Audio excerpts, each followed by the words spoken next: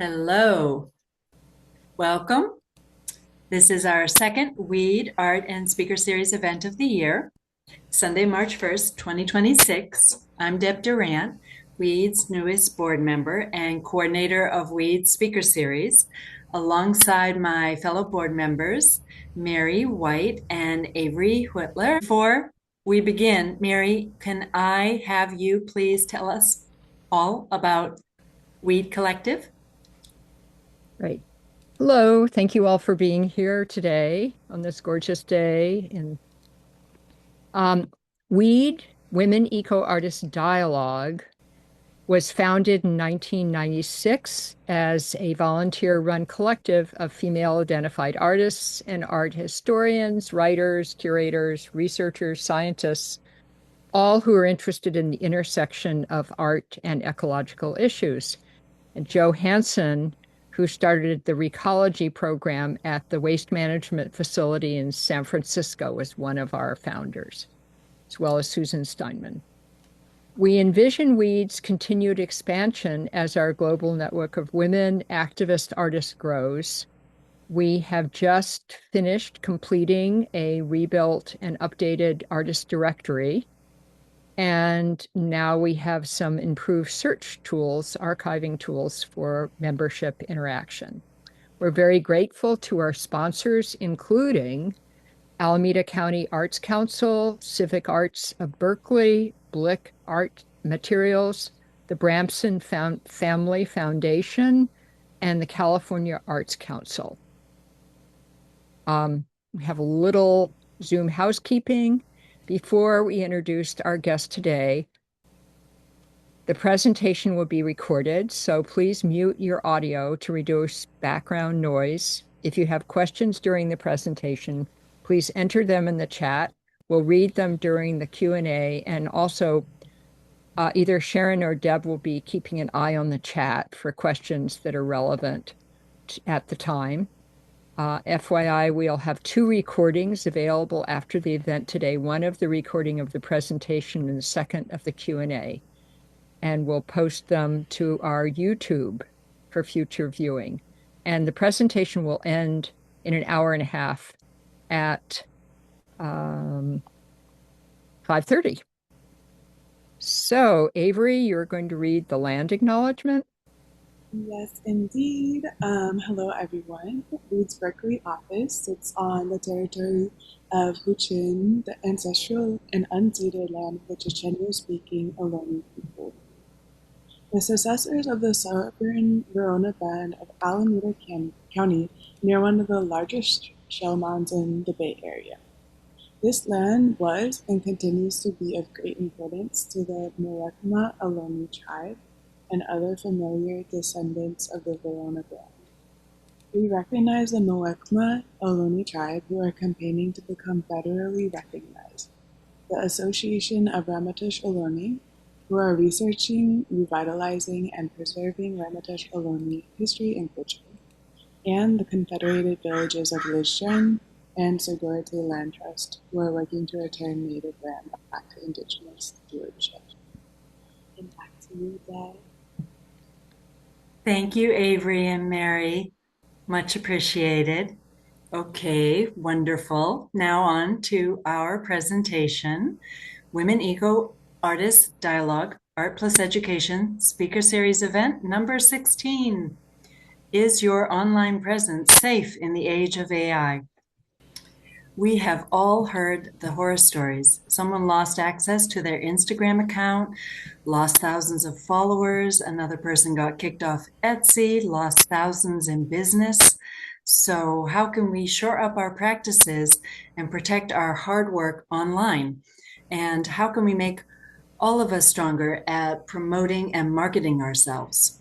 Today, we join Sharon Zimmerman, Sharon Z, for an engaging presentation and Q&A covering everything from building a strong presence from your social media to when not to use generative AI. Hint, that's the majority of the time. Sharon Z will reveal how to secure your online presence and use it to more effectively market yourself. She will be addressing a wide range of vitally important online safety measures that all creatives should understand and implement, while also offering detailed answers to a list of commonly confounding issues from the simple to the complex. We have formatted our presentation today to allow for a longer Q&A session, so please feel free to check the chat, add your questions, concerns, and we're about to get started. But before I turn over the mic, let me please just share a little more about Sharon's background. Sharon Zimmerman holds a BA from Beloit College and a jeweler technician metal and jewelry arts degree from Revere Academy in San Francisco. She's a pricing strategist and advisor to product makers, retailers, and artists, with a focus on the jewelry sector, dubbed the pricing queen by her clients. Sharon Z is the biggest fan of small business and wants to help you succeed as an entrepreneur and an artist. She worked for 8 years as a small business advisor and instructor and was a jeweler and metalsmith for 20 plus years. Excuse me. Her experience in artisan businesses isn't theoretical. She has hands-on background, including making, producing, inventory planning, selling, and marketing, as well as e-commerce. Please join me in welcoming Sharon Z. Thank you so much. Thank you to WEAD. Thank you, Deb, for inviting me to do this. These are some topics that are really near and dear to my heart as somebody who has worked as a jewelry artist, sold my own work, and has also worked in retail and as a business advisor and has seen what we all get to deal with on a day-to-day basis. So I'm going to share my screen here for just a moment. And we'll get started. Okay. So we're going to be talking today somewhat about AI, but not exclusively. This is really about how focusing on the security of your business and focusing on the ownership of your business can really help you and help your art. So we're breaking it down into 3 distinct ways of thinking about this. So first of all is the Etsy problem, or the third-party platform problem. We're going to talk about marketing off of socials. And the common phrase that a lot of us in my line of work have used is it's about not building your home on rented land. We're going to talk about generative AI, its pitfalls, and its limitations. So we're going to dive in. Let me make sure that I copy these questions to the chat again for our new joiners. And feel free, please, to drop your answers to these questions into the chat. And also, as you have other questions, you're more than welcome to drop them into the chat. Both Deb and I will be keeping an eye on that. And away we go. So the third-party platform is the one that comes up for a lot of artists. Third-party could be a platform like Etsy. Amazon Marketplace, believe it or not, has actually been another place that a lot of artists and small businesses have moved to. And when we talk about third-party platforms, we can also be talking about something like Wolf and Badger, which is more focused on independent artists. But anything that's a third-party platform, in other words, it's not your own domain name. It is being sold under your name, but it's being sold through Etsy or through Amazon. They're taking an extra bite out of it. And there's benefits to it, but I want to explore how beneficial those benefits are. So money is the question that comes up the most, or money is the answer that comes up the most when people talk about the benefits of being on a third-party platform, right? You have exposure to so many other people. There's so many people shopping on these platforms. Wouldn't you want to be in front of them? And the money is certainly part of it. I can tell you from personal experience that I did used to sell on Etsy, and in any given year for about 4 years there, it was responsible for contributing about $10,000 in revenue to my bottom line, to my top line every year. It wasn't nothing, but the money was kind of like, okay. Plus, when you sell on Etsy versus selling through almost any other means, you're selling through their algorithmic quirks. You are at their whim for being able to sell. There's a lot in between you and your potential customers to get that money in the first place. To say nothing of the fact that both of those platforms take an extra bite out of every sale that you make. Another issue with the third-party benefits, we'll say, is your IP or your intellectual property. That is the things that you make that you essentially own the ideas to. You own the process. You own the products. Amazon has actually been known to observe how small brands are doing. In fact, some years ago, before their more recent debacle, which I will get into, some years ago, they invited a number of small businesses and small producers to sell through Amazon Marketplace, to give them that exposure, to feature them, to share them with the world.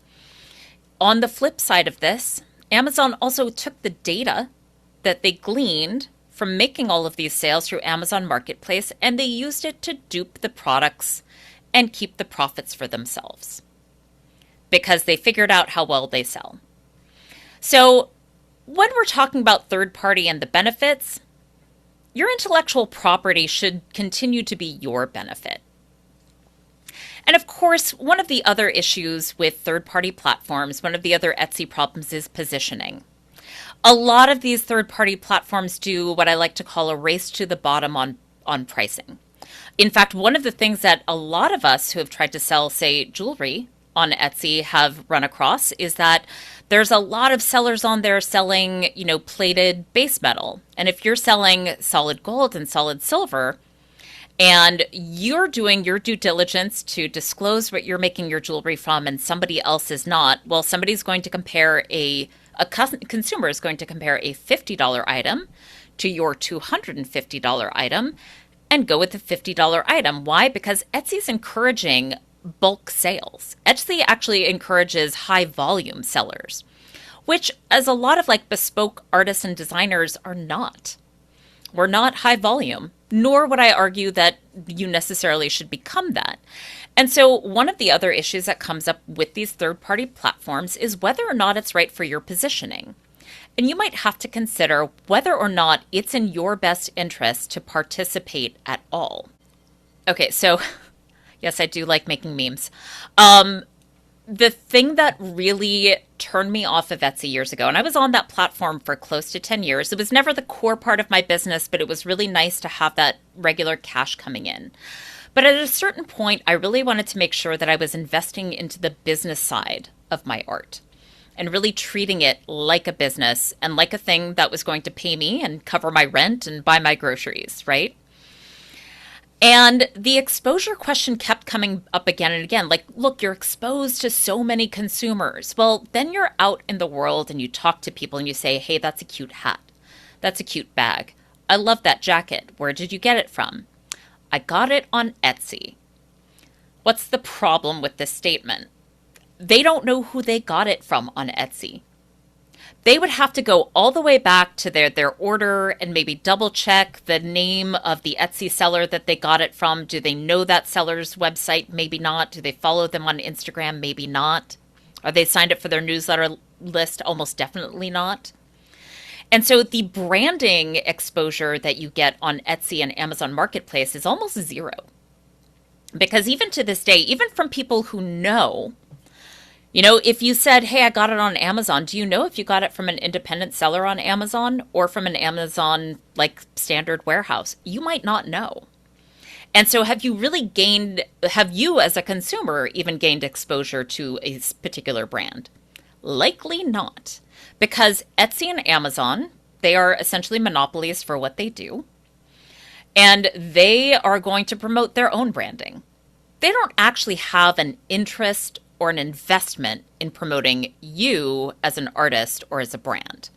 So the thing that ultimately turned me off and took me off of Etsy completely was understanding that there was a somewhat of a monetary benefit, right? There was a little bit of a profit benefit to being on there, but at the cost of promoting myself and being known to a wider public. Because I was focusing so much of my time and energy trying to sell on a platform that was not actually promoting me. It also promotes unfair competition. So I will be bringing up intellectual property again and again throughout this talk because that is a core idea of safety through the ownership of your intellectual property. So one of the problems these days with both Etsy and Amazon is in allowing AI generated art. They don't regulate the sellers for that. They maybe these days are asking people to disclose it, but lots of people just don't. And there's not really a way, like Etsy's not going through and reviewing these things for it. So they also take a big bite because they can, and they can up that bite of your sale anytime they want. They also allow dupes and fakes. If you're trying to buy vintage work on Etsy, there's no third-party verification happening. The way that there are, I can't remember, I think The RealReal does third-party verification. There's a few other third-party sites that will actually go through and verify. eBay, if you're selling at a certain level, does have some verification. And there's one other platform that I'm blanking on the name of that's a resale platform. But Etsy does not. Or they say that they do, and if they get enough reports, maybe they'll take down a listing. But for the most part, their regulation of all of this marketplace is iffy at best. And as I mentioned, Amazon has tried to dupe and swipe other people's products. People have taken them to court over it. There was also a recent thing that Amazon did that a lot of people have heard of. Deb and I know have talked about it a lot. Amazon did this thing called the Amazon Buy For Me. I don't know if anybody else heard about that. But they basically used an AI scraper and scraped a ton of independent sites that were hosted on Shopify or Squarespace or Wix, independent artist sites, and linked to them from the Amazon site. So it looked like these artists were selling on Amazon, even though these links were directing people back to the sites, but Amazon was still scraping all of that data. They were paying attention to what links were being clicked on. They were collecting some of the email information. They were intervening in between small business owners and their customers again. And they did all of this, by the way, without any permission, without talking to anyone. There were a lot of people who discovered way after the fact that this is where their products had been seen. And so now again, people are in this position involuntarily of having somebody say, oh, I bought this on Amazon. So these makers were getting the sales, but they weren't getting the data. That was all happening on Amazon. And people have had to do multiple takedowns. There have been articles about it, but this has been a real problem for the AI scraping because it's essentially converting your intellectual property into theirs without your permission. So what can you do? So if you're currently only selling on a third-party platform, and hopefully by now some of you at least have a domain name, but if you don't already have a domain name, that is step number one. Because your domain, you purchase it, you name it, you pay for it every year, you own it. That is your property. It's your digital property. And with that domain, it actually doesn't matter where you host it. You can pick it up and move it at any time. You can move from the domain host that you purchased it from. It's yours. You own it. If you want to have a Shopify site one year and a site on Wix the next year with the same domain, fine. You can pick it up and move it. It's yours. And with your own website, you also own the customer connection. So this is another big point that I like to make about Etsy and Amazon. An order comes in to you from Etsy. Etsy has collected the email address from that customer. All of the future communications are going to happen through the Etsy platform. Even if you have a question about your order as a customer, you have to do it through the Etsy platform.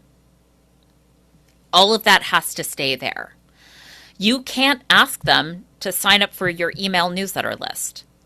You can't sign them up for your email newsletter list. You can't do that for a variety of reasons, but you can't just take their email and use it to market directly to them. You don't own that connection. Etsy does. So anytime that you're making a sale and you're thinking, great, I got a new customer. Well, actually, Etsy got the customer. You just got the order. So with your own website, you get that information. That's yours. You own it. You own the connections that you've made with the customer. You get to ask them if they would like to join your newsletter. You get to encourage them to follow you. You get to encourage them to buy from you again. Etsy has absolutely no interest in doing that on your behalf. So you will want to do it for yourself. I just wanted to check, do we have any questions so far? Or actually, let me read through some of your comments. Avery, I also like social media for funny things. That's actually the main reason why I'm still on social media at all, is for the laughs and the dogs. People send, it's the number one way that I send people dog videos and receive them. And I also agree, I would prefer being without it. I also love the brainstorming phase. Yeah. And let's see, I think that's Linda. You have your online store through Square. I think Square you also own, or you can at least link a domain name to the Square site. And so that is something that you own. And because of Square's system being a financial system, you also own those communications. They're not quite like a third-party platform. It's sort of like connecting your inventory and sales to a domain. So yeah, that is good. And yep, and the only fee you pay is credit card fees. That's what we like. And actually, for the most part, I'll just address this since you brought it up. For the most part, if you're, say, selling through a website like Shopify, like Squarespace, like Wix, you mostly only pay the credit card fees, and then you usually have a monthly or yearly hosting fee on top of that. That's usually a flat fee. We can get deep into the weeds of like what you're getting charged at any given time, because some of them have different tiers. But yeah, if you're doing it through Square, your fee is the credit card fee, which is great. Sharon, if I can interrupt, I love your focus on here's a problem you might not be aware of, and here's how one solves it. For anyone who's watching this after on the recording version, this focal lens, I think, is great what to look through, because we have so many different artists in WEAD. And how might this apply to, all the various mediums? Yeah. Sorry, you're asking me to comment on how any of this might apply across different mediums? Or I'm appreciating that you're pointing out here. Oh, sorry. Here's one really common problem that people might not even be aware of, and here's how you resolve it. I'm really appreciating that one too. Awesome. Thank you. Yeah, the topics of safety online and the topics of AI and generative AI can often leave people feeling kind of like doomy and gloomy. And it can feel that way, certainly. Like way back when I was having my issues with Etsy, and I was having a lot of them. They would like change the algorithm just randomly, and suddenly I'd go from having like a sale a week to nothing. And I'd find myself like, what the hell is going on? I would feel so frustrated. And really, for me, the understanding that what this was telling me is that I needed this in my possession. I needed this under my control and under my work, and not beholden to the Etsy algorithm. Really was a turning point for me personally in feeling a sense of ownership over everything that I was doing. Like, yes, the art, like, yes, the jewelry, yes, the writing. But to have a sense of ownership over everything really changed the nature of my relationship with a lot of what I was doing. But getting off of that platform was sort of like the catalyst for that. All right, so let's talk about social media. I know I want to echo with what Avery was saying. Like, kind of wish I didn't have to use it. And there are times within social media that, because I've been doing some of what I've been doing for a long time, I've been on Facebook since 2008. I've been on Pinterest since 2010, I think. I would have to double check. I've been on Instagram since it started in 2012. And, for me, I've seen the changes. I've seen the growth. I initially saw a lot of the benefits, and then I started to see the benefits decline over time. And so I would like to just affirm what Avery is saying, that there are a lot of days that I wish that I didn't have it at all. But what I want to say is that if you don't have socials, it's not necessarily a problem. because it's definitely the dominant way to market, but it is not the only way. I think it's trained us to think about it as the only way, but I can tell you as somebody who was a retail professional back in the 90s, that there are plenty of ways to market yourself without social media. And some of them are a lot more secure and more effective. So to start with, let's just define like all of the other ways that marketing exists for us as artists and exists in a business. There's the in-person. Craft shows are like probably the most obvious one. Craft shows, art fairs, exhibitions, shows like that, networking events, and even forums like this. This I would count as in-person. You know, this is a way that you in WEAD can get to know each other. And maybe one of you is a painter and the other one is a ceramicist, and you can be recommending each other. Like, that's a form of marketing and networking. Online marketing, I'm actually a really big fan of websites. Truly I am. And really good SEO, which is search engine optimization, the non-spammy kind, the real kind that really connects with people, empathizes with people, and really identifies who your audience is. That kind of good SEO has incredible returns. And even platforms like Pinterest. Pinterest often gets lumped into a social media platform. It is actually a visual search engine that can be leveraged and doesn't involve your constant attention. But that is another way of online marketing. And then, of course, there's email. One thing you'll get to know about me after a while, if you hear me talk about marketing and art businesses, is that I am a huge fan of email marketing. I personally send out a newsletter anywhere from 2 to 4 times a month for my own audience. And it's not just about sales announcements. It's usually informational. But email marketing, last I checked, is still responsible for roughly 38% of all online sales. 38%. That is huge. And as I mentioned before, it is also the one thing you own it, right? In a way that you don't own your online presence if you're just on social media. Email is a list that you own. I have personally picked up my email list and moved it across multiple platforms. It went from MailChimp to ConvertKit. Now it's on MailerLite. I might go to something else someday. But I can pick up those email addresses, the currently subscribed email addresses, and move them anytime I want because I own those connections. So I just wanted to lay out that there's actually a lot of other options besides social media if you want to skip it entirely. There's a lot of ways you can do it. Sharon, Yeah. before you go to your next slide, whoops, did you? Oh, here it is still. That's okay. Question. I'm going to narc myself as not that knowledgeable about SEO. I know what it stands for, but not a lot further than that. And you're saying there are more and less effective ways to approach that. Can you just for a quick moment dive a little deeper into that before you move on? Absolutely.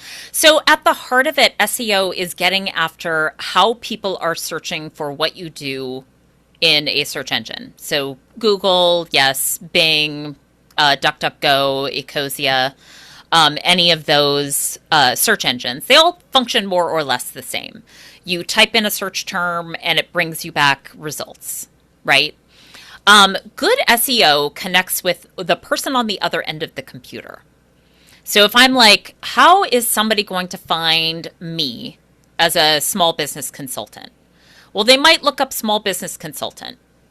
That language is on my website, right? But let's say you're in a really specific niche field. And when you talk to other business consultants, they're like, I don't know what to tell you as a jewelry person, which is understandable. The jewelry industry as a whole has a lot of quirks that do not function the way that other businesses do, and don't even function the way that other artisan businesses do. So I have on my website the phrase jewelry business consultant, because a jeweler might be sitting down at their laptop and going, I need help with my business, jewelry business things, right? They're going to find me because I've thought about how they think. And that's at the heart of good SEO. It's using the language of your audience. And so actually what I used to do, this is my favorite tip from when I used to do craft shows all the time, because I did actually lean really heavily into in-person marketing when I had my jewelry production business. But one of the things that I loved to do was eavesdrop. As much as I like talking, I also really like listening. I'm very curious about how people think about things. I'm curious about what they're saying. And there were any number of times that I would be standing in front of them and I would hear them describe my jewelry. And I would often hear them describe it in a way that I had never thought. Like there was something that I had, it was a set of stacking rings, and I thought, oh, these are like kind of chunky for stacking rings. But to a person, everyone who picked them up described them as delicate. My perception was not that they were delicate. I'm a metalsmith. I'm thinking like this was the thinnest that I would ever possibly work, but it was still like chunkier than everybody else's. But everybody who picked them up said delicate. And I remember having this moment of revelation and thinking, I think I need to change my website copy because the language that I was using is not connecting this with people. They're not connecting that in-person experience, craft shows, right, to what they're seeing online. And I needed to make that through line for them and describe it as delicate, right? So now if somebody sat down and typed in delicate stacking rings, made in San Francisco. I also used to have that all over my jewelry website. Made in San Francisco, based in the Bay Area. Like I used a lot of location language to help people find me. But really good SEO is about being helpful to people. I can share with you that the number one lead into my website is actually just a helpful blog post that I wrote years ago. And it still gains traction because I answered a question for people in advance. But SEO is really about the practice of understanding how people are searching for you and whether or not you're connecting your products with what they need. And doing so accurately, I should say, too, because there's plenty of spammy practices that will have you using keywords that have no relationship to what you do. But really good SEO is about connecting your products accurately with the right audience. Can I share with you also, because you're doing all the heavy lifting and I'm just sitting here reading chat, two comments. One towards what you just said. Linda mentions that you might want to mention search engines have robots that scan all the text on your website. Yeah. Put that into their search database so when you search on a term, you can find that keywords.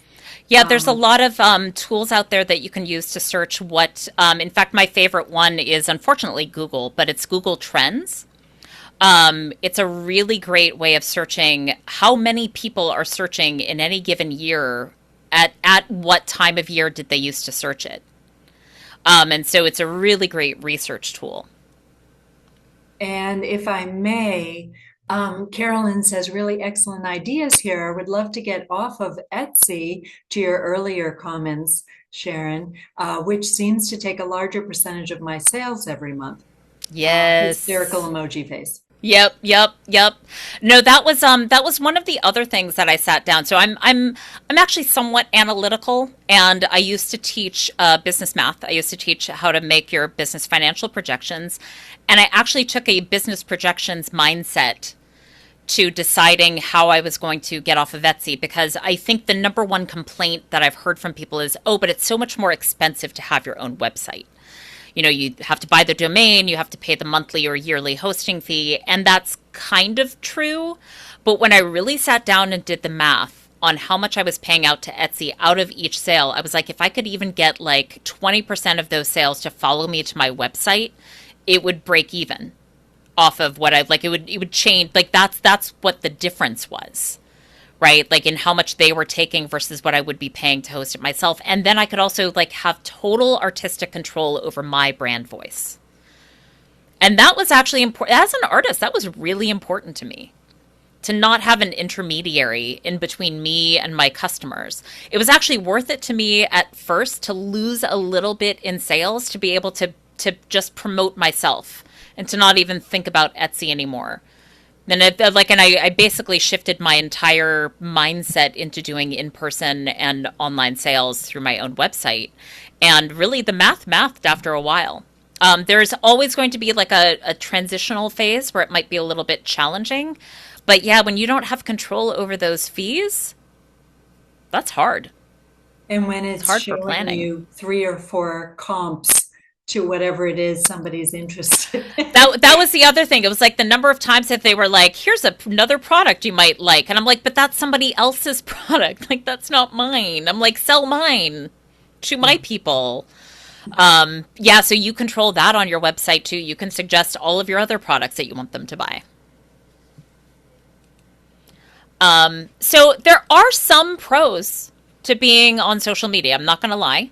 Uh, as I mentioned, and part of the reason why I don't do social media consulting is that so much has changed since I started that I cannot use my early experiences and say this is how you get found on Etsy. This is how you get found on Instagram. I could not tell you that because when I started, there weren't as many people on there. Discovery was easy. Now, I will say discovery still happens. I actually find new artists, new brands, new interesting thinkers to follow on Instagram all the time. I still maintain contact with people through the DMs on Instagram. It's not nothing, right? Discovery is absolutely not nothing. But it's not the only thing, and it's also not the only way to be discovered. But the biggest cons, as I've mentioned before, is that you don't own the connection. So one of the downsides of it that I've mentioned before is that we've all known somebody or heard of somebody who lost access to their Instagram account. Sometimes it's because they didn't have the two-factor authentication turned on, which, by the way, highly recommend. 2FA for everyone, for everything. Wait, repeat that, please. Two-factor authentication, it's when you log into a site and then it also sends a code to your phone or to your email or calls you with an extra code to log in to verify that it's really you. Because there's lots of data brokers that sell passwords and things. So this is like an extra check. So turning on the two-factor authentication can really help. But even without that, I absolutely know people whose Instagram accounts have been hacked. I know people whose social media accounts have been taken down because of something they said that the platform decided shouldn't be said on that platform. And there's no recourse usually. The people I know who've gotten their accounts back were people who called their congressman's office. That was one. Another one knew somebody at Instagram corporate and was able to talk to somebody who talked to somebody who talked to somebody. But as a rule, Instagram has no obligation to help you. None. They owe you nothing. They're taking your data and they're selling it. Like that's all they care about you for, right? So it's really important that you understand that you don't own those connections that you make on social media. And the other big con is, again, as with Etsy, you're totally beholden to their algorithm. So if you're not meeting all of their algorithm's rules, if you're not satisfying all of that and also making content that's like engaging, right, on top of everything else. It's not just about the engagement of your audience. It's not just about whether or not you put up a beautiful photo, right? They have a whole algorithm that needs to be satisfied before they'll show things to you. Can I ask a reframe of that? Mm-hmm. So you're saying if you're perfectly happy with the way you're sending out content, and they don't agree with you, the exposure to your content will be vastly adjusted based on their opinion, not yours. Exactly. Yeah. And it's another way that it's training you to give up a little bit of your creative control too, because now you might have to create content that's for them, not for your audience, not for your customers, and not for you. It's to satisfy something else that you don't have much control over, and you really have to be beholden to it. Now, there are definitely people who I think are making beautiful, incredible work, who are really working it and doing really well on Instagram. But a lot of those folks are more outliers than they are examples and case studies. There are things I think you can learn from observing it. Like if you ever come across somebody whose account where you're like, wow, this artist is amazing, they're really engaging, I'm loving their content, they're getting lots of engagement, they're getting lots of interactions, it can be worth taking a moment to stop and examine what it is that they're doing and seeing if any of it resonates with you for what you might want to do. And they might also be just, they might also not be telling you that there's a lot of other stuff that they're doing. You know, if I scroll back to this, they might be doing all of these things: craft shows, networking events, having a website, having good SEO. They might be on Pinterest. They're probably sending newsletters and sales announcements. And in fact, most of the people I know who are doing well on Instagram also do all of these things. So that and it's at least in part a kind of like a security through the ownership of your process and a security through the ownership of your art, that you do all of these things, and Instagram can be a nice add-on, because if you know you're beholden to the algorithm, at least if you have all of these other things, like you have a well-rounded practice, you have a well-rounded business, because you have more than one item. Like you didn't put everything into the Instagram basket. And Linda said, yeah, social media got, especially like in the last few years. And I've noted that if I even open Instagram, I don't even always see like the content that I want to see, or it's repeating like the same account over and over. And people don't see things when I post. And so I've essentially stopped. I wouldn't say that I've stopped using it entirely, but what I would say is that how I consider it is it's the last mile effort, meaning I'm going to do everything else. In fact, for telling people about this talk that I was going to give today, I started with my email list first. They got to be first to know. I might have posted it somewhere else, maybe on LinkedIn. I can't remember now. And then I also talked about it. I mentioned it in some other places. And then I put it on Instagram. And that was it. Because Instagram at that point was the lowest lift. The heaviest lift was actually writing my newsletter.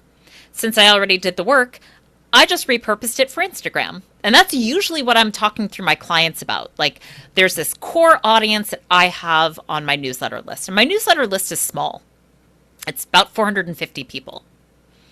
But I have a good open rate. I have a good interaction rate. And I know people on there, and they know me because they've been subscribed for a while. Instagram is really just there to reinforce, because a lot of those same people who follow me there are also on my newsletter. And Instagram is just like one more place where like maybe I'll capture the attention of like a handful more people who are not on my email list. But I always start with email first, do the heavy lifting first. And if I feel like I need to put it on social media, I do that last. Sharon, can I request, Linda put something into the chat that if you don't mind, if you could read that out loud to us. I think this really touches a nerve, and I think speaks to a lot of our experiences. And you don't make a reel for Instagram. I feel obligated to turn my newsletter content into a reel so I have a higher chance of it even being seen. Honestly, no. Occasionally I have if I feel like it's something really important. But for me, the thing about being on my newsletter list is that you're part of my community. Instagram is very secondary. Right? Like if you want the news from me, you have to get it from me first. When I was doing more jewelry sales rather than consulting, and the tone and tenor of my newsletters was a little bit different, yes, I would sometimes plop it onto Instagram later, but it always started with my newsletter. And I will say, like, I've learned ways of engaging with people in my newsletter that make it more of a community that's a little bit tighter. And for me, I really like that. And I don't actually feel like Instagram, for the way that my business is now as a consultant, I actually don't feel like Instagram's even my primary form of social media. Believe it or not, it's LinkedIn, which blew my mind. But when I was selling jewelry, yeah, I might put some of the same I might repurpose some of that same content into the grid and into reels.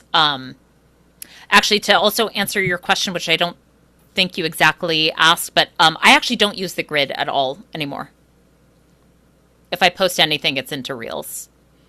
And I don't actually monitor how well it's doing because I have decided that I don't care. If I'm being totally honest, I've just decided that it is such a fight to get people to even notice. That since I have an engaged audience of people who already notice, I'd rather start with them. Frosting. Frosting, exactly.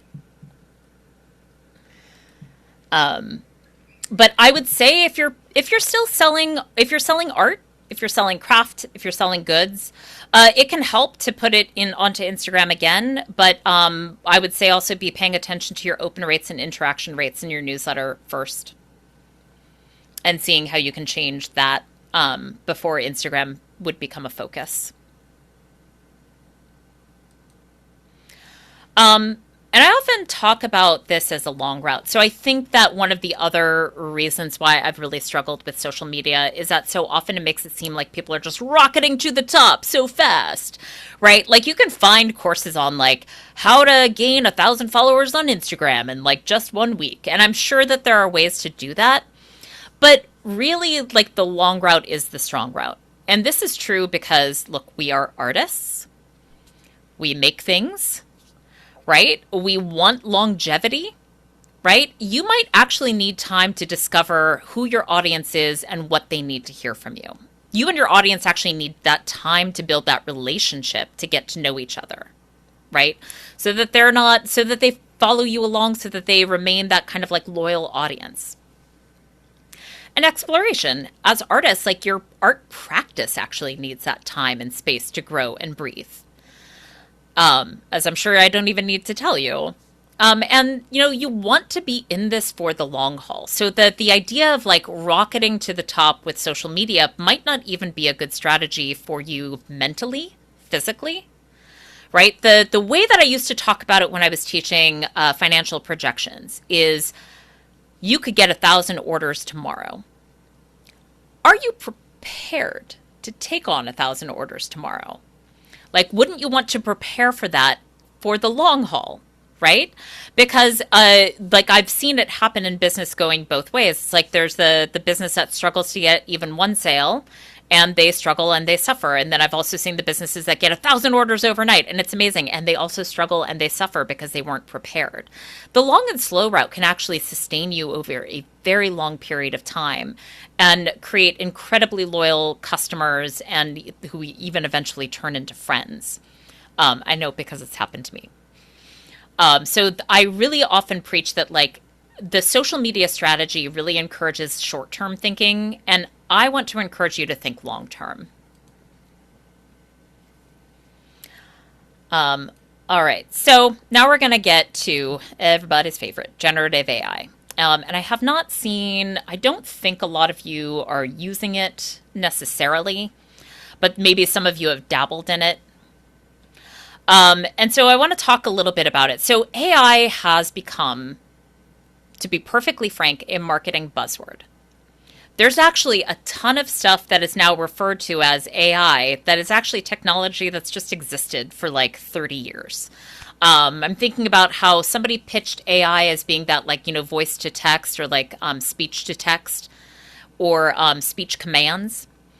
I have actually known about people who've been using that technology since the 90s because it's adaptive and assistive technology for people who are paraplegic or blind or have any number of other disabilities. I knew somebody who was paraplegic in the 90s who was using it.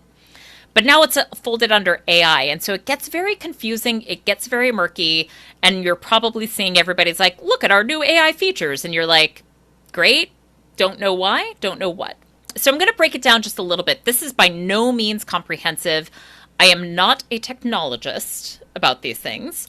I'm just a little bit pedantic about these things.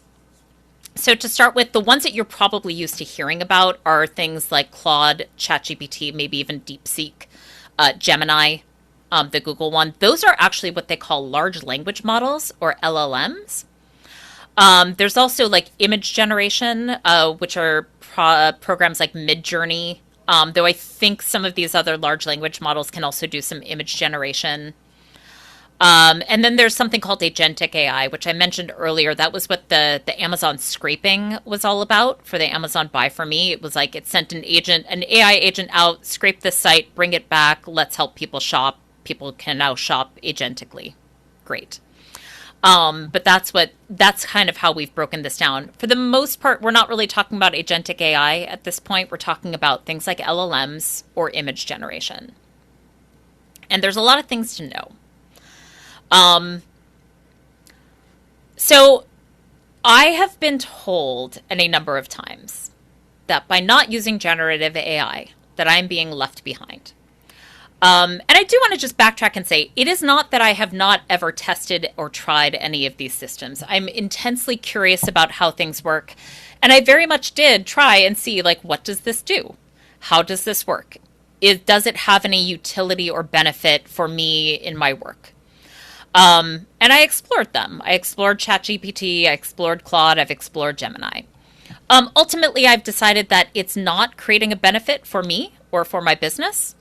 But the thing that really clued me in to how we talk about this was how many people were telling me that I would be left behind, that I had to accept that this is here now. And you've probably heard that too. And maybe you've even thought it, like, I guess I must accept that. And I want to ask, is it your urgency or somebody else's? And to consider the source of whose urgency this is. Because I feel like where I've heard this from a lot is from corporate America. And that's when I want to read this wonderful quote by Tressie McMillan Cottom. She's a delightful thinker. I will see if I can drop the link to the actual video where she said this. But her response to this kind of talk about being left behind was, I humbly refuse to let the wealthy and powerful tell us that our future is theirs. The future is what we make it. And this was her response to being told that all of this is inevitable. And she's a writer, right? People are like, oh, well, you have to use ChatGPT because you'll be left behind. Like, she's already a writer. What is she being left behind about? And I just really love her thought process that, like, no, this is not inevitable. This is not predetermined. We can make this into whatever we want. So if you've also been told that you are being left behind and you are concerned about it, you are probably fine. The misinformation trap. So a number of times people have said, like, this is how much it saves me time. And I explored that idea quite a bit. And what I discovered is that it is hard for something to be a time saver if what it is churning out is misinformation or incorrect information. I'm going to get into a little bit like why this is ultimately a problem. But, you know, if you're somebody who can evaluate good writing, if you're somebody who can evaluate facts, the misinformation might mean that you have to do extra work to verify whatever it's told you. And lastly, do you already have good systems in place? So something that I've noted in my line of work amongst other consultants is that there was a really big push to use AI to like, you know, connect all of your systems and have it like send people things and like, you like, if this happens, then you send a link over here and like, this is great. And like, this is going to organize you. And what I've noted recently is that there's been a little bit of backtracking as people have discovered that the systems that they implemented weren't working as well as they thought because they had not spent the time to organize the process first. Because AI can't do that for you. AI can't actually do those high-level decision-making. That's still your job. So if you have good systems in place, and yes, some of this work might be able to be streamlined based on this, but you still have to have the human involved. And as with all systems, it's garbage in and garbage out. So if you're not starting from a good place, there's no amount of AI intervention that is going to help you. I'm just going to see, I note that there are some. You struggle to write and you don't like to market yourself, so you use generative AI to create a first draft, never provide personal information. So we'll be getting into that a little bit because there are definitely there's a lot to know about how this works. Part of the reason why I bring up misinformation is that misinformation can be really hard to judge if you don't already know what you're talking about, right? If you know your art, if you know all of this stuff and you ask it for a summary of something, you might be a good enough judge to know whether or not that summary is good. The issue that I've seen with a lot of LLM usage is that people are trying to use it to generate information where they are not already an expert. And how then do you judge if you don't know? Where else are you going? And that's why I refer to the misinformation trap a lot, because almost everything requires that you review it yourself. So what if I just use it for these things? So internal documents are a lot less risky, but not without risk at all. So employee handbooks, you hire somebody and you want them to know what to do, where to go, how to do this thing. I definitely know people who have used it for generating these kinds of documents and for things like standard operating procedures and how-to guides. Thing is, they still need a human review. I would argue, especially with an employee handbook where you might be dealing with multiple state and municipal regulations regarding HR, that is still actually going to be on you to review that. A lot of these systems don't necessarily generate good facts. And so they might not be generating from recent documents, right? The difference between an HR document generated in 2022 versus now could be huge if there have been changes in regulations. So you will still have to review. The external use is a lot more risky. And one of those reasons that I'll be getting into is that it can put your intellectual property at risk. Because, at least in part, because art is relying on the uniqueness, the process, the development, the creativity, but there are some legal pitfalls as well. All right. So is there a way to use it well? So something that I noted recently is how often somebody would say that they learned something because they Googled it. And then I would learn that they had gotten that Google AI summary that you're now seeing at the top of every search engine, right? Unless you figure out a way to turn it off, which I had to, because I kind of got tired of how often I would see that summary and I would know it was wrong. Or I would know that it was a little off. And I would click through the link and I would see what it had summarized, and I would see that, LLMs are actually not that smart. They're somebody online I follow referred to it as spicy autocomplete. Right? Like, it's not actually thinking. It's not fact checking. It's just summarizing. So what it's doing is it's pulling words from the article and it's generating this little summary. Is it verifying that it actually summarized correctly? It's not like Cliff Notes.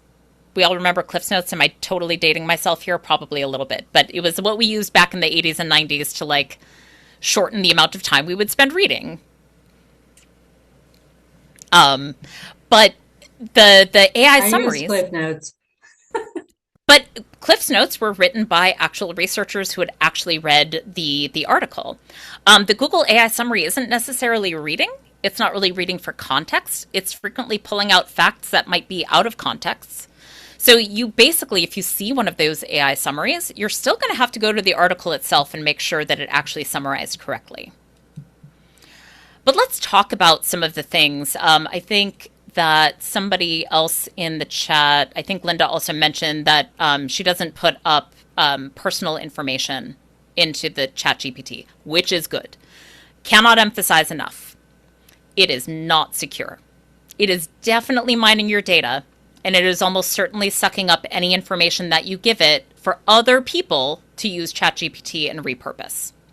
So anytime you're uploading something to ChatGPT, it could be financial documents. I definitely know people have used that to review their profit and loss statement. I would probably not do that because that's a lot of sensitive financial information that could get repurposed by somebody else. So you'll need to scrub it. So step number one is that you're going to need to scrub it of all personal information. There was also an incident last year where it was discovered that a number of chat logs from a chat GPT were actually finding themselves all the way into Google Search Console. So you could actually, they were public. Yeah. So very unsecure. These were not systems built for security. These are also not trained for accuracy. So anytime you get a summary from ChatGPT, anytime you're using Claude to make something happen, you still need to check it for accuracy. So something that a friend of mine told me recently, I'll just use this as an example, is that she has used it to generate translations because to her opinion, it generated a better translation more quickly than she could have. And it was more humanistic than, say, just a Google Translate. Now, I should mention, this friend is bilingual. She can actually evaluate the accuracy of the translation. I am not bilingual. Should I be using it to generate a translation? I don't think so, unless I also have a friend who is fluent in that language that I could double check with. But I personally would never use it to just generate a translation and put it up and go and be fine with it. Because it's not going to be, I'm not the right person to evaluate that. You still need an expert. So that's still your job. So we have step number 1, strip all personal information from anything that you upload. Be very mindful of whether or not you upload your own intellectual property, like your own essays, your own writing, because that can also get sucked up and then regurgitated out to somebody else. And always double check for accuracy through other methods that are not through the LLM. The other thing to note is that it is not built for counting. So if you're asking it for math, if you're asking it for, say, a word count, it is not actually counting. It is providing numbers, but you still need to go somewhere and verify that it's true. So you can upload that same language to a Word document and get a real word count, or a Google Doc and get a real word count. The other thing I've noted is that I know that Claude is like one of the more popular ones for creating, for generating code, right? Like custom code for a website. Again, I am not a coder.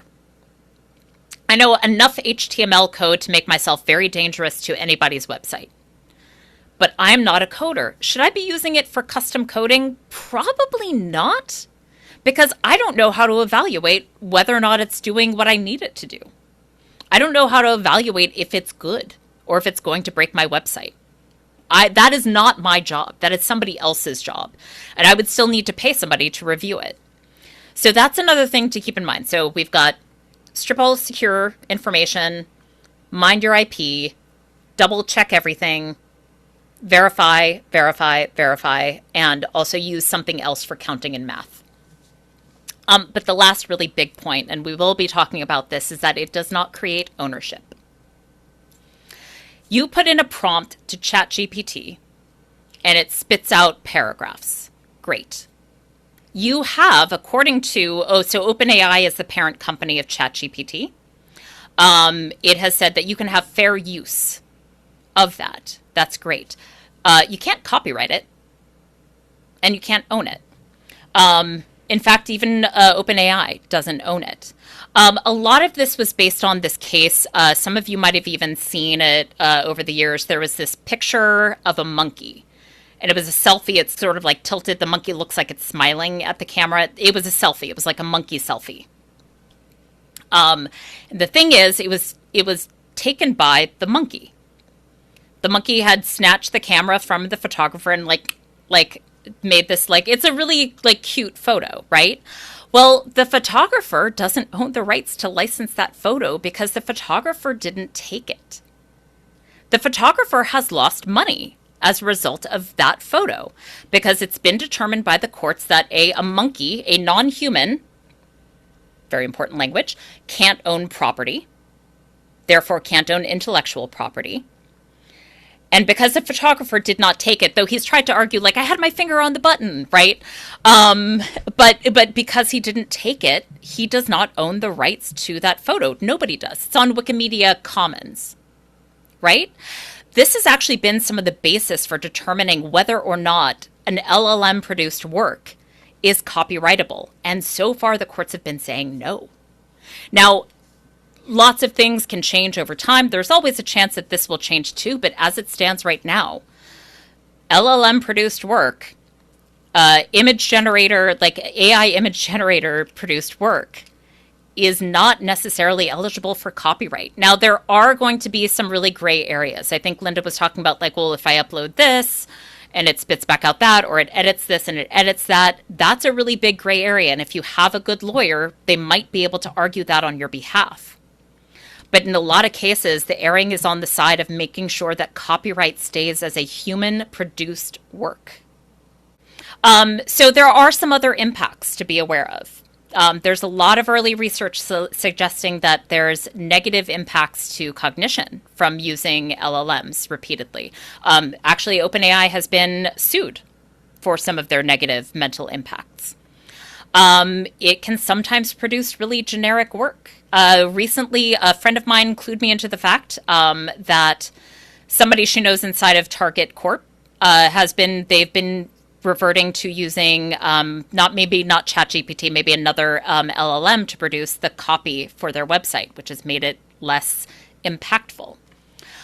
There is a very big risk of you plagiarizing someone as a result of using an LLM. So it's not just your IP, it's other people's IP. And as a matter of fact, there's another case. I can actually cite two cases. So first of all, Anthropic owns Claude. I know we're going to get into the weeds on how all of this connects, but Anthropic was sued last year successfully because they had illegally scraped the writings of so many people. They're currently in the process of people have to file, and they're maybe going to get paid out about $3,000 a piece. The scraping was so great that I personally know two people who were caught up in that, who are going to be getting paid out because they were plagiarized by Anthropic. Currently, there is another case working its way against OpenAI and ChatGPT, brought by the likes of George R.R. Martin and John Grisham, because they have determined that, yes, in fact, if people have uploaded their works to ChatGPT, that it is stored there and it is producing plagiarized versions of their works. So you could be risking plagiarizing somebody else by using this. And that is a risk to be deeply aware of. And of course, the environmental risks are very, very thorny. And some of them, I will say, actually predate the big push into AI development as we know it now. Data centers that I think a lot of us have been hearing about in the news. I know this is an eco-focused organization, so you've probably paid attention. A lot of the problems with data centers actually predates the current AI push by a bit. The problem is right now, of course, that it's accelerating. Right? All of these companies have seen this big money grab, and they're like, well, the best way to grab the money is this company makes the units that go into the data center, and we're going to loan the money to this person to buy the units that go into the data center. There's a big wad of money involved with this. They're trying to develop more and more data centers, regardless of whether or not local communities want them, regardless of whether or not the local community's waterways can actually support them. Not to mention the fact that the units, they're called GPUs, which I can't remember what it stands for, but the GPUs that go into these data centers have a 3-year shelf life max. That is a big churn. I mean, and technology has a lot of eco issues in its development. The mining that goes into technology, the water that's going into all of this, and to have it only be a 3-year shelf life for some of these GPUs means that they're going to have to build new ones and keep that cycle going. There's some murky data then on the global impacts, but a lot of people agree that this is going to increase water usage at a time when we actually need to be focused on reducing our consumption. And so this development is just increasing in a lot of places where, frankly, it shouldn't. And the impact to local communities, graphics processing unit, thank you, Deb. The impacts to local communities we actually already know are increased prices for their utilities and sometimes reduced water access. So the way that this all relates, so really this is all about creating a sense of safety for you and your business through ownership of the process, because you're in charge. This is your art. This is your practice. If you own all of it, then a lot of these other things you don't have to worry about. I no longer worry about losing access to my Instagram account because I have built other points of stability for my business through all of those other means that I mentioned before. So if you're securing your presence, you're using your communication, and you own your work, you get to be the one in charge. And there's actually a lot you can do. You can own your domain. You can have your own website. You can own your email list. These are all things that I tell my clients that they should be doing anyway, right? This is like the shortest possible list. Making your own marketing and promotional campaigns and creating your own ideas and your own creations is really like the best way of achieving ownership over the whole process. And then, obviously I asked some questions in the chat that I know you've all been answering, but I'll leave this for you to ponder over the course of the next year, because as I mentioned, these are long practices. A lot of us remain artists for life. Whether we remain that in a professional capacity or not, most of us have an artistic process that's with us for life. So thinking about how you'll build connections, if it's not social media, if it's not your website, how else would you build connections? How can you see your own longevity through your practice? How will you maintain ownership over the whole process? How will you maintain ownership over everything that you do? And what, if anything, will you change? So I'll leave these if you want to take a snapshot of these questions, but you can use these as prompts anytime over the next year to see how your feelings change, how your thoughts change. And this is me. Fabulous. Thank you, Sharon. We so appreciate you sharing your wealth of knowledge on all of this. Of course. Let's see. I think we've just got 15 minutes left. And maybe what I'll do is just keep it as one recording as opposed to long and one little mini. And here, let's see. I see. Linda, do you want to read your question or we can read it out for you? Yeah, I don't mind reading it out. This is actually a good question, Linda. Have you found any way to get around the fact that emails sent from service providers get put into the promotional tab for Gmail users? So I haven't. So long as it's not going to spam, that is actually how email deliverability is measured. On a personal level, I have actually turned off the different tabs. So that I'm actually seeing what's coming into my inbox and monitoring that. There isn't the only way to do it is to not allow Gmail people on your list, and unfortunately that's just not possible. So no, there's no way that you can do it outside of the promotional tabs because the promotional tab is measuring the email service provider that it's coming through. So it doesn't matter if you're using MailChimp, it doesn't matter if you're using Klaviyo or ActiveCampaign, they're going to go to the promotional tab because that's how they are identified coming in. And frankly, in a way you kind of wouldn't want them to. You want people to know that these are promotional emails. It's part of having some transparency in the process. And ensuring that people have actually consented to it. So it does need to go into the promotional tab. But really the answer is encouraging people not to have the promotional tab at all, which has frankly been my take on it. A lot of people I know have actually started turning those things off. And I would also say it doesn't come up, I think, for people outside of the Gmail system.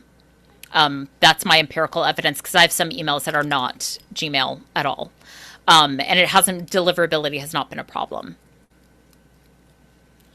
Kamala has a question as well. Yes, I have a question about language because everything I see about AI is English AI. Can you talk about whether AI increases stratification of access to knowledge through AI language availability? I actually can't. I actually don't. That is not a topic that I've explored. I do know that some of the translations that I'd mentioned before, some of those translations are happening via AI. And again, I can't judge them for accuracy. I would still need another person to help me judge that. I think that the stratification, though, is going to be based on geography and less so on language. This is something that I've seen come up. If anybody else follows a incredibly brilliant woman named Meredith Whitaker, she's the president of Signal Foundation. She's actually talked about the way that AI might need to be developed differently in other countries because other countries are facing different issues entirely, and they want ownership over the process that they're not getting because almost all of these companies, the two major companies are US based and one of the other major companies is China based. So I don't know that much about the stratification to access to knowledge. That's not something that I have dived into, but I might in the future. Curious why you moved your email from MailChimp to MailerLite. Yeah, I started using MailChimp again kind of early on, maybe 2011. And it was another one of those things where I observed a lot of changes over time. They started increasing their pricing. I had a free account back in the day and it was great. It was super robust. It was amazing. And then they started funneling formerly free people into their paid services, and their paid services weren't any better than anybody else's paid services. And so I started doing that cost benefit analysis. I was well, if I'm going to pay $30 a month for MailChimp, is there something better? And it turned out there were. MailerLite also still has a pretty robust free version up to 500 subscribers. So I switched to MailerLite years ago. But part of it was that MailChimp at the time did not have great things like segmentation and tagging, or they did, but it was a very like thorny process to navigate, whereas almost every other email system had sort of like figured out the segmentation issue sooner. So that was part of why I switched, because I really wanted to divvy up my list more distinctly. But MailerLite, I just like it because I can have my, as I mentioned, my list is small. It's about 450. I actually go through and edit it every once in a while. Like I make sure that people are actually still engaged. And if they're not, I send them a, like, if you don't want to be on this list anymore, you can click here and I'll take you off, or I'll just unsubscribe you. Like, no problem. Like, I have no problem with people unsubscribing. I actually like it because my open rate is about 60%, which is good. So MailerLite, I keep my list small, at least in part because I get access to their free platform. Linda has a comment here. Okay. Oh, thank you. So you might, Linda, there's actually a chance that you're grandfathered in under an old plan, because I don't know that they do the pay-as-you-go credits anymore. The last time I had to walk a client through that setup, they said that it didn't even appear for them, because that's how I used to do it too. I used to do pay-as-you-go credits because I had been on their plans for so long. But yeah, I just chose to switch to MailerLite because my needs changed, basically. And I think it's worth reevaluating your platforms when your needs change. Sharon, it says, Linda says they do still do it, but you have to hunt for it. Yeah. And it's really just, it wasn't really right for my business anymore. So that's part of the reason why I switched. But part of it, I will say the other part of it, MailChimp got bought by a company called Intuit, which is the same company that owns TurboTax and QuickBooks, which is the same company that lobbies the U.S. government to keep our tax system as labyrinthian as possible. And I did not want to give them my money or my attention anymore. I actually don't use any Intuit products at all anymore. So as a result. So yeah, there was Linda, there were a lot of, I usually have like more than one reason for leaving something or for switching something. And in MailChimp's case, it was just a very long list. Yeah. Let's see, does anybody want to raise their hand? We welcome asking questions yourself directly if you like. We have just a few more minutes. I also didn't get to see everybody's answers to the questions.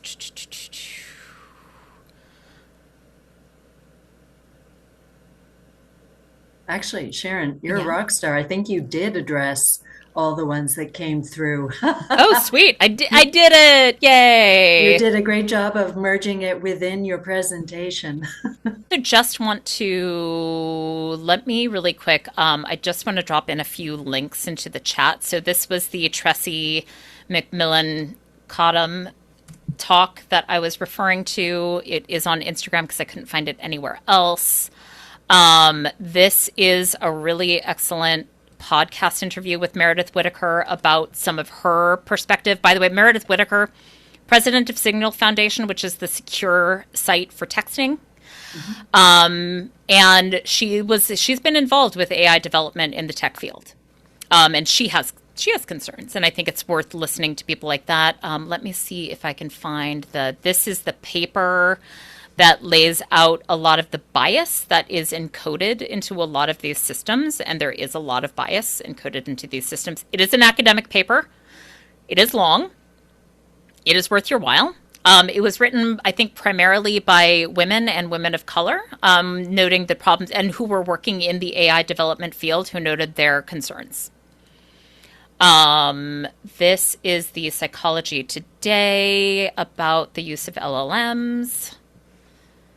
And we will be sharing the chat as well when we share the recording, so yes. People can. Oh, this is a little bit about the accuracy issues and also the hallucination issues. The Guardian one was especially fun. It's about a lawyer who created a brief using ChatGPT, and ChatGPT hallucinated case law.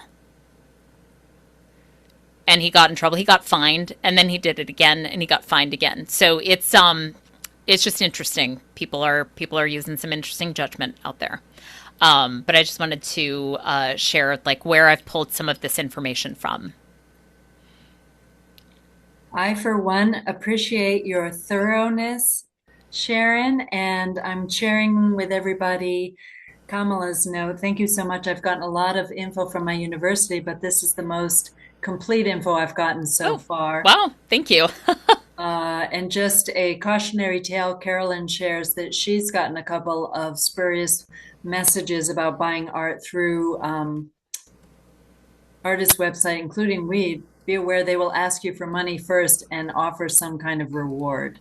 Boy, yeah. So Yeah, it's out there yeah. in I mean, earnest. it's I mean, I still sort of stand by my old like early 2000s training, which is you don't just click on random links that people send you. That would definitely be one of them. Um, and I don't love to assume that everything is a scam, but I have found that there are certain markers for scams over time. Yeah. Well, this is a fantastic start to our conversation of how to keep us all safer and Yeah. more thriving as we Very move much through so. Like the really my murky wish waters. my real wish is that you own and take ownership of your whole process anyway. I mean, I think as artists that's an important step in feeling that sense of security. It'll help. And Sharon, let's see, we've shared a couple times where people can reach out to you. If can you just say a quick word if anybody wants to reach out to you directly? I like getting emails. And if you just reference that you met me on WEAD, sorry. This is my website. There is a contact form there. And I will also, this is my email address. But you're more than welcome to reach out. There's a blog on my site that actually covers like not just this information, but a whole bunch of things. I have a YouTube channel that you can find if you click through onto my site. But I like to put out some educational resources when I can. Excellent. Whoops. Hold on, I just switched screens. Sorry. Can you find us again? There we go. Awesome. Excellent. Thank you so much and appreciate everybody coming. For anyone who's not already getting our newsletter, you can sign up at weadartist.org. That's